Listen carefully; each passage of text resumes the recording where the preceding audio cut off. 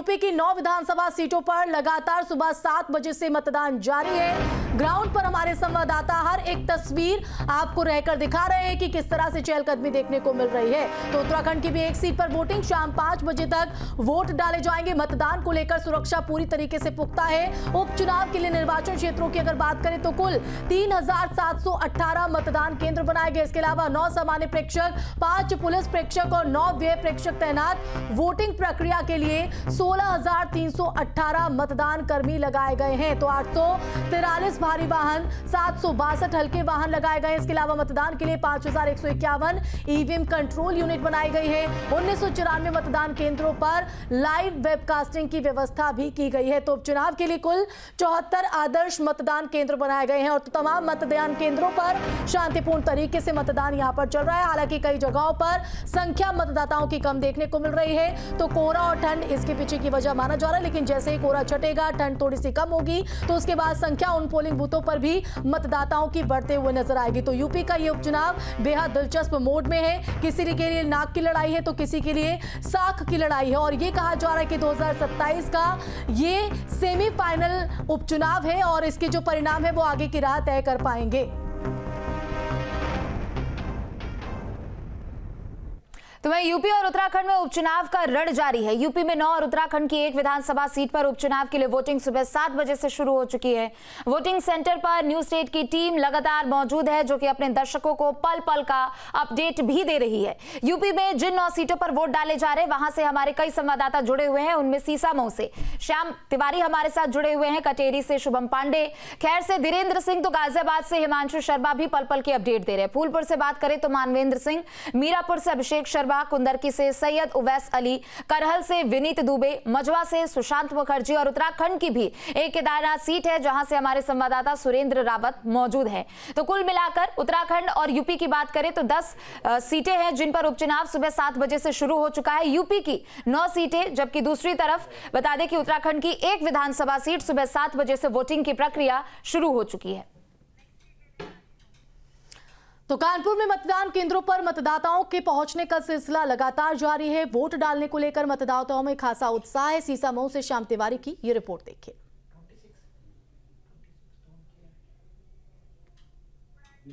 तो देखिए, 9 विधानसभा सीटों पर लगातार जो है मतदान सुबह 7 बजे से जारी है। पूरी कड़ी सुरक्षा के बीच संपन्न चुनाव को पारदर्शिता के साथ संपन्न कराए जाने की कवायद है। कानपुर में सीजन की पहली सर्दी पड़ी है और आसमान में घना कोहरा दिखाई पड़ रहा है, लेकिन मतदाताओं पर इसका कोई असर नहीं पड़ रहा है। सीसामऊ विधानसभा क्षेत्र में बड़ी संख्या में मतदाता मतदान करने के लिए पहुंच रहे हैं। आप देख सकते हैं कि किस तरीके से जो तमाम मतदान केंद्र है वहां पर पुलिस बल की तैनाती की गई है, लेकिन उसके अलावा जो मतदाता है उनमें जोशो खरोश दिखाई पड़ रहा है और सुबह से ही वो मतदान करने के लिए मतदान केंद्रों पर पहुंचने शुरू हो गए हैं। आप देख सकते हैं तमाम लोग वोट डाल करके आए हैं, उनके उंगलियों पर स्याही लगी हुई है, अपना मतदान कर चुके हैं। उनसे बात करते हैं, जानने का प्रयास करते हैं कि किन मुद्दों को ध्यान में रख करके उन्होंने वोट किया। भाई साहब, ये बताइए कि आप वोट करने आए, आपने किस मुद्दे को ध्यान में रख करके मतदान किया? हमने भैया जो हमारा विकास करेगा उसको देंगे। विकास करेगा जो, उसको वोट करेंगे। बस विकास कर रहे हैं इरफान सोलंकी हमारा, हम उन्हीं को देंगे। आप भाई साहब बताइए, आपने वोट किया है, वोट करके आए, क्या ध्यान में रखा जब मतदान किया आपने, वोट डाला अपना? हाँ, वो हमने ध्यान ये किया है कि जो हमारा जो विधायक था इरफान सोलंकी, उसको गलत तरीके से फंसाया गया है। उसके एवज में हम लोगों ने जो है ज़्यादा से ज़्यादा वोट डालेंगे आपकी। जी, अच्छा, नसीम सोलंकी को जिताएंगे, उनकी पत्नी जो है उसके लिए मतदान कर रहे हैं आप? हाँ, दिलाएंगे। और ये धर्म की राजनीति नहीं और कर्म की राजनीति होना चाहिए, जिससे विकास हो सभी का। हाँ, सभी का विकास होगा। वोटर भी हमारे साथ में अपना मतदान करके आए। उंगली दिखाइए पहले, आपने वोट डाला कि नहीं डाला? डाल दिया। किस मुद्दे को ध्यान में रख करके वोट किया आपने? जी, हम भी यही कहना चाहेंगे कि हम तो परंपरा निभाने आए हैं सीसामऊ की। क्या परंपरा है सीसामऊ की?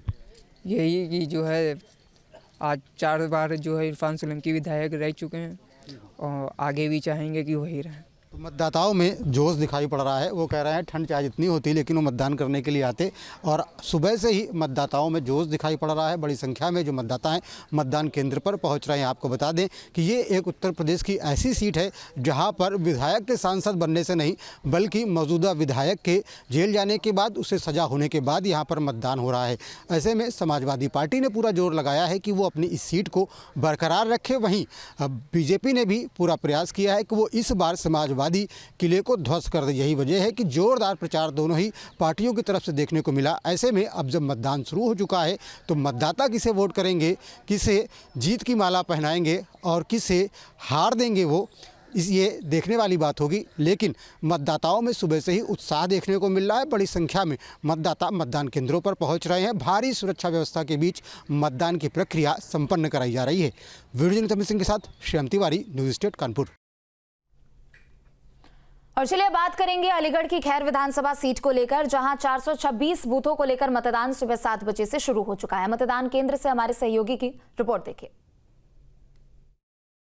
अलीगढ़ की खैर विधानसभा में उपचुनाव जिस तरह हो रहा है उसकी शुरुआत हो चुकी है। हम देखिए मौजूद हैं यहाँ, देखिए जो है ये जो है अर्राना पड़ता है गांव, इसका सबलेन प्राथमिक विद्यालय है। और देखिए यहाँ पे लोगों के द्वारा देखिए वोट डालना शुरू कर दिया गया है। और जो पहले वोटर जो वोट डाल के आए, पहले हम उन्हीं से जानना चाहते हैं। जी बताइए, क्या नाम है आपका? सूरज कुमार। सूरज कुमार, क्या सोच करके आपने आज मतदान किया? पहला वोट आपने डाला? हाँ जी, हाँ जी। अच्छा, तो क्या सोच के मतदान किया? किस तरह का प्रत्याशी चयन करेंगे? प्रत्याशी अच्छा चयन करेंगे। क्या क्या मुद्दे हैं दिमाग में? मुद्दे तो काफी हैं। देखिए और भी मतदाता हैं। अच्छा बताइए, क्या मुद्दे थे आपके दिमाग में चूंकि आपने दूसरे नंबर पर वोट डाला यहाँ पे? देखो, अच्छा विकास हो, अच्छी प्रगति हो और जनता की जिस तरह से सुनवाई हो, उस तरीके का ऐसा प्रत्याशी चुनेंगे कि हम अपनी समस्या लेके जाएं तो हमारी समस्या का समाधान करें। यही मत से हमने अपना मतदान किया है जी। बहुत सारे मुद्दे होते हैं, तमाम चीजें हैं आजकल, सुनिए बेरोजगारी है, तमाम लोगों के सामने जो क्या हाँ। था आपके दिमाग में, क्या चल रहा था? आपने दूसरा वोट डाला है? जी जी जी जी, मेरा उद्देश्य यही था कि हम अपनी जो समस्या को, जैसे कि आज अगर बेरोजगारी ज्यादा बढ़ रही है, उसको हटाया जाए, ऐसे मतों को समझ के हमने वो किया है। देखिए और भी लोग मौजूद हैं। क्या नाम है आपका? सलीम खान। तो सलीम भाई, आपने वोट डाल दिया? डाल दिया सर। अच्छा बताइए, क्या क्या दिमाग में मुद्दे चल रहे हैं आपके? हमारे दिमाग में ये मुद्दे चल रहे हैं कि जो रोजगारी जो बेकार चल रही है, ये सही होनी चाहिए। ये मजदूर लोग भटक रहे हैं इधर उधर, लेकिन इनको रोजगारी मिलनी चाहिए सही तरीके से। नहीं, सरकार तो रोजगार दे रही है। रोजगार दे रही है, पर समस्या आ रही है, इसमें बहुत समस्या आ रही है। किस तरह की समस्या? समस्या ये आ रही है सर, कोई मतलब काम धंधा ढंग से नहीं मिल रहा है। देखिए और भी लोग हैं कि भाई, क्या नाम है? आपने वोट डाला? हाँ जी। अच्छा, क्या है आपके दिमाग में, क्या मुद्दे थे जो आप वोट डालने गए? तो आपके दिमाग में क्या मुद्दे चल रहे थे जिसको देख के आप प्रत्याशी का चयन कर रहे हैं? यही है कि विकास हो रहा है सही, गांव में हर एक जगह लाइट आ रही है, रोड बन रहे हैं, तो उसी को आगे बढ़ाना चाहते हैं। तो देखिए तमाम लोग देखिए यहाँ पे जो है कहीं न कहीं जो है वोट डालने के लिए आए। न्यूज़ स्टेट के लिए अलीगढ़ से धीरेन्द्र सिंह। तो 9 विधानसभा सीटों पर उपचुनाव को लेकर मतदान लगातार जारी है। सुबह 7 बजे से मतदान शुरू हुआ, जो शाम 5 बजे तक जारी रहेगा। और ग्राउंड से लगातार हमारे संवाददाता भी हमारे साथ जुड़े हैं, जो हर एक जानकारी, हर एक तस्वीर आप तक पहुंचा रहे हैं। करहल सीट से हमारे साथ विनीत है, कटहरी से शुभम और खैर से धीरेन्द्र हमारे साथ हैं। विनीत, सबसे पहले आपका रुख कर लेते हैं, क्योंकि ये जो उपचुनाव है वो बेहद दिलचस्प मोड में है। और ये इसलिए क्योंकि 2027 के सेमीफाइनल के तौर पर देखा जा रहा है, और कहीं ना कहीं ये जो चुनावी नाम है वो अगले सीएम की राह को भी तय करेंगे। और सीधे तौर पर अगर देखा जाए इस मुकाबले को, तो अखिलेश यादव और मुख्यमंत्री योगी आदित्यनाथ के बीच सीधी जंग कहा जा सकता है।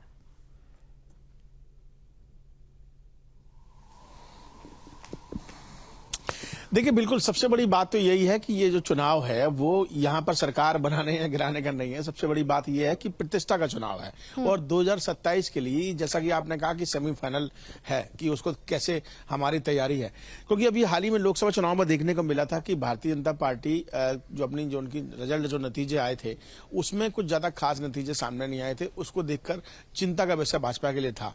लेकिन अब वो चाहती है कि आगामी समय जो ये उपचुनाव हो रहे हैं, इसमें 9 की 9 सीटें भाजपा चाहती है कि उनके खाते में जाए। और समाजवादी पार्टी चाहती है कि जो नतीजे, जो थोड़े से अच्छे नतीजे 2024 में देखने को मिले थे, उसी तरीके से इस उपचुनाव में भी देखने को मिले। तो यही प्रतिष्ठा की एक लड़ाई है, और यही साख की लड़ाई 9 सीटों में बनी हुई है कि किसके खाते में ये सीटें जाती हैं। मैं करहल विधानसभा सीट पर, और यहाँ पर शुरू से ही समाजवादी पार्टी का झंडा बुलंद रहा है। यहाँ पर सपा का गढ़ रहा है, नेताजी का परिवार भी है। और इसी सोच समझ के साथ कि किस तरीके से इस सीट पर भाजपा का परचम लहराए, उसी वजह से अनुजेश यादव को यहाँ पर टिकट दी गई। और सोची समझी रणनीति के शायद एक कार्ड जो है वो यादव वर्सेस यादव यहाँ खेलने का काम किया।